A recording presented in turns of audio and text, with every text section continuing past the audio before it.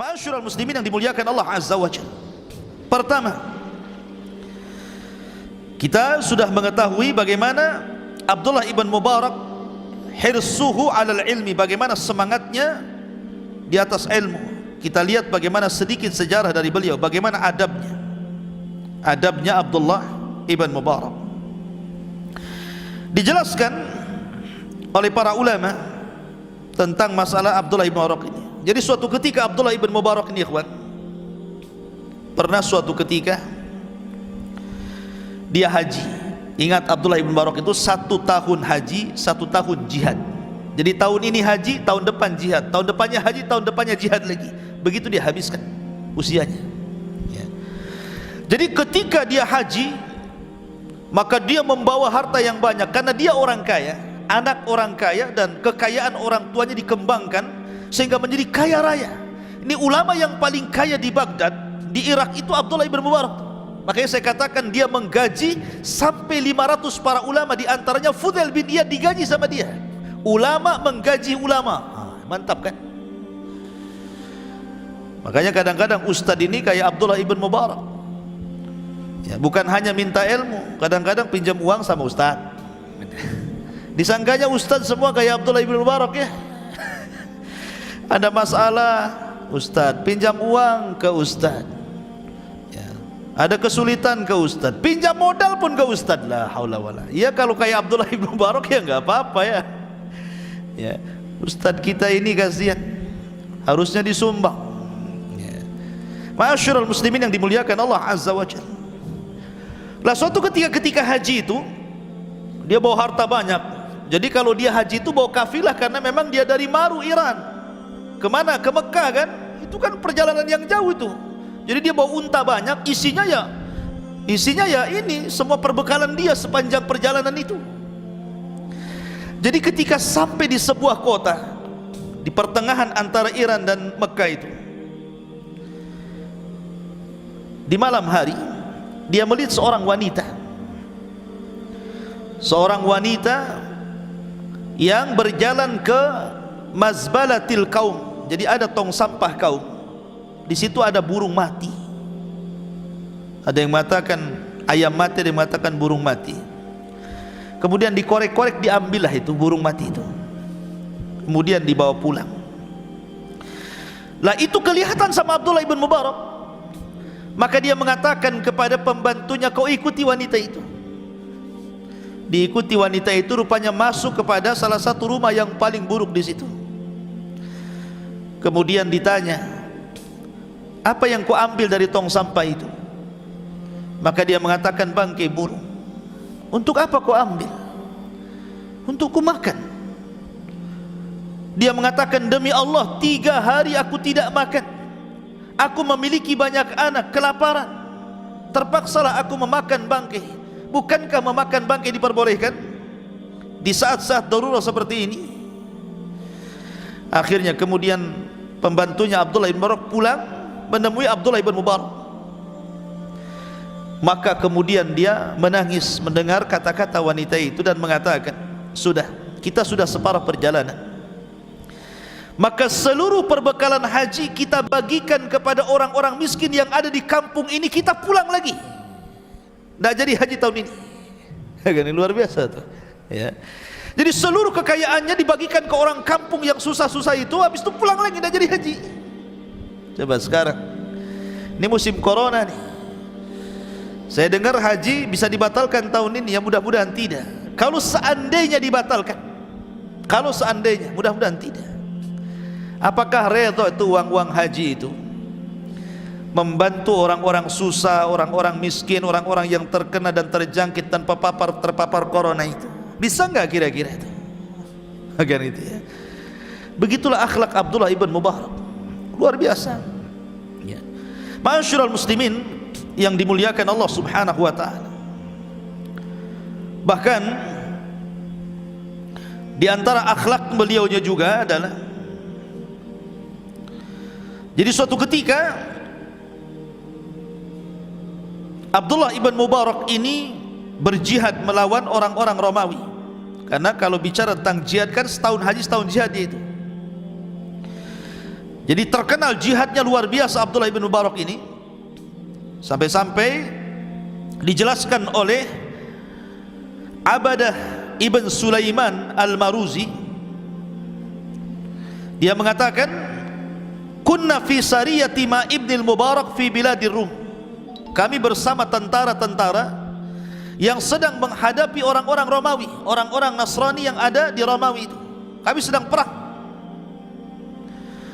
Tiba-tiba, kan perang zaman dulu itu kan, sebelum perang ada mubarozah ya. Mana jagoanmu? Ini jagoan gua. Orang dulu begitu. Dari zaman Rasul seperti itu. Jadi ada mubarozah dulu, adu tanding dulu. Mana jagoan lu? Ini jagoan gua. Gitu ya. Maka datanglah orang yang jago dari tentara Romawi, kemudian mengangkat pedangnya dan menantang, siapa jagoan kalian? Maka dikeluarkan satu jagoan dari kaum muslimin. Rupanya mati yang muslim itu, kalah. Kemudian dikeluarkan lagi satu, mati lagi, kalah. Dikeluarkan lagi satu, mati lagi, kalah. Tiga-tiganya mati. Ini satu orang Romawi ini kuat nih. Sampai kecut tuh hati-hati kaum muslimin loh. Kuat sekali orang ini. Disitulah rupanya Abdullah ibn Mubarak, dan orang tidak tahu karena ketika itu dia pakai sorban, ditutup mukanya. Ya, ditutup tuh, pakai masker. Bukan karena corona ya. Jadi sorbannya diikat sini, kemudian dia masuk ke mubarozah itu. Maka berkelahilah Abdullah ibn Mubarak dengan seorang rajul dari Romawi ini, maka ditebaslah, matilah seorang Romawi. Bertakbirlah kaum muslimin, Allahu Akbar. Orang tidak tahu kalau ini Abdullah ibn Mubarak. Maka Abdullah ibn Mubarak karena takut ketahuan, dia langsung masuk ke pasukan, kemudian menghilang. Tapi ada satu orang yang ingin tahu siapa dia. Ketika dia masuk pada pasukan, dia berusaha untuk mencari dia. Akhirnya ketemu, sampai dalam tendanya dia buka, kaget, rupanya Abdullah ibn Mubarak. Ya. Lihat bagaimana keberaniannya beliau. Kalau soal jihad, dia orang paling depan. Bahkan saat jihad pun ada satu kisah menarik saat jihad itu. Jadi ketika adu tanding itu, dalam kisah yang lain, Abdullah ibn Mubarak ini meminta kepada lawannya untuk jangan dulu berperang. Saya siap melawan kamu, tetapi tunggu dulu, beri waktu saya sholat. Kata musuhnya, silahkan kamu sholat dulu. Maka akhirnya dia kemudian berwudu, kemudian sholat. Setelah kemudian dia selesai sholat, maka orang Romawi ini mengatakan, sekarang giliran saya beribadah kepada Tuhan saya. Tunggu dulu, saya juga ingin beribadah, katanya. Akhirnya dia ibadah menyembah matahari. Lah ketika dia beribadah menyembah matahari, dalam hati Abdullah ibn Mubarak itu ingin mencurangi dia. Kenapa? Karena Rasul membolehkan curang dalam perang kan?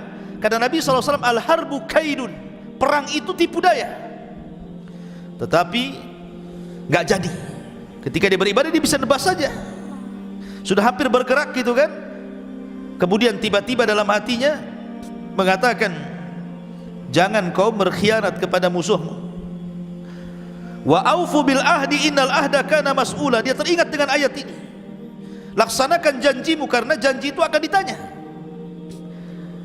Akhirnya seorang Romawi ini, musuhnya ini, setelah selesai ibadah dan mengatakan, kenapa tadi kau bergerak? Maka Abdullah ibn Mubarak mengatakan, tadinya saya mau berkhianat, mau kutebas lehermu, katanya, tapi enggak jadi. Kata orang ini mengatakan, kenapa kau tidak jadi, katanya. Maka dia mengatakan, karena sesungguhnya yang menyuruhku adalah iman. Yang menyuruhku adalah iman. Lihat bagaimana akhlak beliau saat perang sendiri, dia berusaha untuk jujur gitu ya. Padahal peperangan itu boleh seseorang itu melakukan tipu daya ya, tapi luar biasa beliau tetap menjaga akhlaknya. Ma'asyiral muslimin yang dimuliakan Allah Azza wa Jalla. Sampai-sampai Imam Ahmad memuji luar biasa. Lah Abdullah ibn Mubarak ini ada satu kisah juga menarik, tetapi ada sebagian ulama mengatakan kisah ini fihi nazar, masih ada perbincangan para ulama. Ketika sebuah peristiwa terjadi di kota Mekah, ketika terjadi paceklik hebat. Jadi Mekah itu suatu ketika mengalami paceklik hebat, lama tidak turun hujan. Lah ketika itu di musim haji, Abdullah ibn Mubarak kebetulan memang haji tahun itu, dan Mekah sudah lama tidak turun hujan. Akhirnya kemudian orang-orang Mekah pun pada keluar melakukan salat istisqa, dipimpin oleh seorang alim min ulamil Makkah, berdoa kepada Allah, tapi awan tidak hitam-hitam, tetap aja putih, tidak turun hujan begitu. Lah Abdullah ibn Mubarak ada di situ. Tiba-tiba kemudian Abdullah ibn Mubarak ketika duduk di Masjidil Haram, dia melihat ada orang yang berkulit hitam tiba-tiba masuk ke Masjidil Haram, kemudian sholat di hadapan dia. Setelah sholat, dia pun berdoa kepada Allah dan mengatakan, ya Allah, kabulkanlah istisqa orang-orang yang ada di Mekah ini. Tiba-tiba habis berdoa turun hujan. Masya Allah, ini orang doa satu Mekah nggak hujan-hujan, tiba-tiba satu orang yang baru masuk ke dalam Masjidil Haram, orang yang berkulit hitam, setelah 2 rakaat sholat mengangkat kedua tangannya, tiba-tiba hujan. Takjub Abdullah ibn Mubarak, siapa orang ini? Kenapa doa dia dijabah, doa yang lain tidak gitu ya?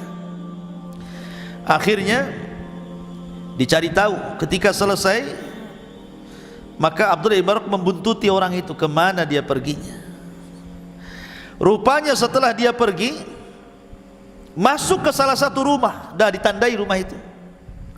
Besoknya dia datang ke rumah itu, diketuknya. Rupanya yang keluar bukan yang dicari. Yang dicarikan kulitnya hitam, yang keluar kulitnya putih pula kan gitu. Ya. Rupanya yang berkulit putih ini adalah tuannya dan mengatakan bahwa dia adalah budakku. Subhanallah, doanya seorang budak bisa diijabah oleh Allah Azza wa Jalla, sementara doa masyarakat Mekah tidak diijabah ketika itu. Makin takjub nih Abdullah ibn Mubarak ini. Akhirnya kemudian Abdullah ibn Mubarak mengatakan kepada tuannya, bisa enggak apa yang dilakukan budakmu itu, amalan apa yang dilakukan budakmu sehingga doanya mustajab itu? Maka kata Abdullah ibn Mubarak, kata tuannya mengatakan, ya, semenjak aku punya budak itu, demi Allah kehidupanku sangat tenang, karena budak itu tahu haknya. Kalau di malam hari dia tahu hak dengan Robnya, kalau di siang hari tahu hak dengan tuannya. Kata Abdullah ibn Mubarak, bagaimana kalau kau jual budak itu kepadaku? Sebutkan harganya, aku tidak akan nawar. Sebutkan harganya, ku beli budak, gak tawar-tawar. Tapi tuannya mengatakan, tidak, saya tidak akan jual budak itu. Dia itu budak yang baik, bukan budak-budak kecil. Budak-budak kecil Malaysia. Maksudnya budak di sini hamba saya ya. Jadi akhirnya kemudian terus Abdullah ibn Mubarak mendesak. Jadi heranlah tuannya, ini orang ini kok maksa. Maka ditanya, siapa kamu ini sebenarnya? Kenapa kau cinta dengan budakku sehingga kau hendak membelinya? Maka dia mengatakan, ana Abdullah ibn Mubarak. Kaget dia mendengar nama itu. Kenapa? Karena nama itu nama luar biasa itu. Ulama dunia, siapa yang tidak kenal Abdullah ibn Mubarak? Apa namanya? Karismatiknya Abdullah ibn Mubarak itu melebihi Khalifah Harun ar-Rasyid. Makanya dia dikenal ulama dunia. Kenapa? Karena karismatiknya melebihi Harun ar-Rasyid, seorang khalifah. Sampai dikisahkan ketika terjadi jemaah haji, ada Harun ar-Rasyid dan istrinya datang, datang juga Abdullah ibn Mubarak. Tiba-tiba ada 2 kerumunan yang berbeda. Di sana ramai orang, di sini sedikit orang. Jadi orang-orang bertanya, itu siapa itu yang orang-orang itu ramai-ramai itu dekati orang itu? Maka orang-orang mengatakan, itu Abdullah ibn Mubarak, dikerumuni orang ramai. Lah itu yang situ siapa itu yang kok sedikit sekali? Itu Khalifah Harun ar-Rasyid gitu. Ngalahin Khalifah, bayangkan. Jadi karismatiknya luar biasa gitu. Siapa yang tidak kenal Abdullah ibn Mubarak? Khalifah saja kalah pamornya. Sampai-sampai seorang wanita menjerit, ya, inilah kekuasaan yang sebenarnya, bukan mulkul Harun katanya. Sampai seperti itu ya. Makanya ketika dia mendengar nama Abdullah ibn Mubarak, saya terperanjat, ya Abdullah ibn Mubarak. Oh, kalau begitu saya tidak akan menjual budakmu, kalau kau mau mengambil, ambillah dia. Karena ulama yang minta. Itulah kalau jadi ustaz ya, punya murid, punya warung, udah langsung gratis, gratis, pulang. Kan gitu ya. Begitu orang-orang dulu, kalau sudah yang minta ulama gratis. Ya, ini enggak. Mau ustadz mau apa nggak peduli, bayar. Jadi akhirnya kemudian Abdullah ibn Mubarak pun mengambil budak itu, kemudian ditanya oleh tuannya, sebenarnya apa yang kau inginkan? Aku ingin menunjukkan kepada teman-temanku di Baghdad bahwa masih ada orang yang soleh sesoleh dia melebihi diriku, masih ada orang yang mustajab doa. Dibawa budak itu safar pulang. Yang menarik adalah budak ini bertanya kepada Abdullah ibn Mubarak dan mengatakan, wahai Abdullah ibn Mubarak, ana abdan dhaif la astati'u an akhdimak bi quwwati. Aku ini hamba yang lemah, aku tidak bisa membantumu wahai Abdullah ibn Mubarak. Ya, kenapa kau tidak membeli budak yang lebih kuat daripada diriku, selain daripada diriku? Maka Abdullah ibn Mubarak mengatakan, bukan itu maksudnya. Inni ishtaraituka likai abni laka daran wa uzawwijuka wa a'tiquka liwajhillahi wa akunu laka khadimun muti'. Dia mengatakan apa? Wahai budak, tujuanku mengambil dirimu dari tuanmu itu agar aku membangunkan rumah untukmu, menikahkan kamu dengan seorang wanita, ku merdekakan dirimu karena Allah, dan aku yang akan menjadi pembantumu, bukan kamu yang bantu saya. Subhanallah ya. Bagaimana akhlaknya? Mendengar itu ta'ajjabal abdu, tentu yang hamba saya ini kaget, kenapa orang ini ngomong begitu kan begitu. Maka dia mengatakan, wahai Abdullah ibn Mubarak, sesungguhnya aku berusaha menyembunyikan kebaikanku kepada Allah, ibadahku kepada Allah, tapi rupanya Allah subhanahu wa ta'ala takdirkan ada pula yang melihat amalan diriku dan itu dirimu. Bagaimana kalau seandainya sebelum kita lanjutkan perjalanan, aku minta berhenti, aku ingin berwudu dan sholat 2 rakaat. Maka budak ini kemudian berwudu, kemudian sholat 2 rakaat. Kemudian Abdullah ibn Mubarak ketika itu bertanya, "Madza turidu minni al-an?" Ya. Lalu apa yang kau kehendaki lagi dariku wahai hamba, wahai budakku? Tidak, aku hanya ingin sholat. Dan setelah itu inni sa'arhalu ila rabbi, dan setelah itu saya akan safar menuju Rabbku. Abdullah ibn Mubarak tidak paham maksudnya. Rupanya ketika sholat, budak ini sujud. Dalam sujudnya dia berdoa minta supaya dicabut nyawanya, dan dia mustajab doa. Jadi ketika sujud lama tidak bangun-bangun, heran Abdullah ibn Mubarak, orang ini kok lama kali sujudnya. Rupanya setelah dia melihat-lihat, pas disentuh rupanya terguling dan sudah meninggal. Dari situlah Abdullah ibn Mubarak menangis dengan sangat dahsyat sekali dan mengatakan, ma ahwanud dunya, alangkah hinanya dunia dengan orang ini. Ya, alangkah hinanya dunia ini ditimbang daripada orang ini. Maksudnya orang ini lebih mulia jauh dibandingkan dunia. Ya, sebelum dia sampai di kota Baghdad sudah meninggal gitu kan. Dari situlah dia sedih, sepanjang jalan dia menangis. Bagaimana di sini akhlaknya Abdullah ibn Mubarak? Ya, karena di antara masyayihnya, di antara guru-gurunya kan luar biasa. Abu Hanifah ini gurunya, ya, Nu'man ibn Thabit. Kemudian Abdurrahman al-Auza'i, dikenal dengan Imam Auza'i, ini ulama dunia loh ya. Kemudian Syu'bah ibn Hajjaj atau dikenal dengan Gundar. Kemudian Hisam ibn Urwah, Sulaiman ibn Mihran, Al-A'mash, ma'ruf A'mash ini, ya. Kemudian Sufyan al-Thawri, ini kan ulama-ulama yang mencar tuh.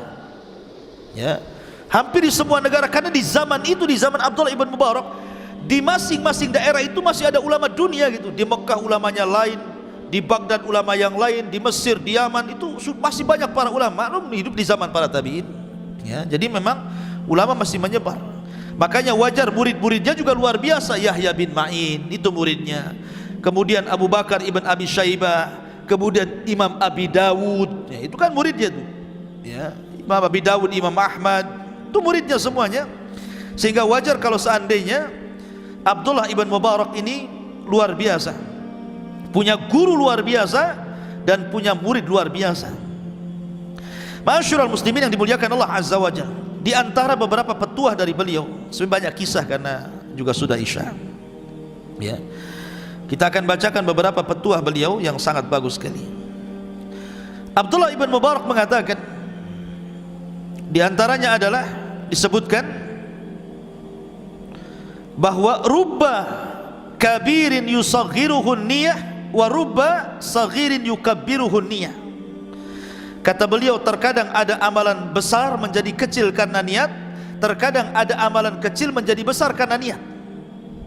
Apa maksudnya? Saya contohkan, di zaman Rasul ada dua orang yang lewat ke sebuah perkampungan, di situ ada berhalanya. Yang satu mengatakan, "Qarrib, kamu harus menyembelih untuk patung kami, kalau tidak kau dibunuh." Dia mengatakan, "Ma ana uqarrib, saya tidak punya apa-apa untuk dikorbankan." "Qarrib walau kana dubaba, sembelih walaupun seekor lalat." Ditangkapnya lalat, disembelih di depan patung, akhirnya fakhallu sabilah, mereka pun melepaskan jalannya. Yang satunya kawannya dipaksa juga, "Qarrib, kamu pun harus menyembelih untuk berhala kami." Dia mengatakan, "Aku tidak punya binatang yang aku sembelih." "Qarrib walau kana dubaba, sembelih walaupun seekor lalat." Dia mengatakan, "Walaupun seekor lalat saya tidak akan sembelih di hadapan berhalamu kecuali kepada Allah." Dibunuh mati, dibunuh matilah ya.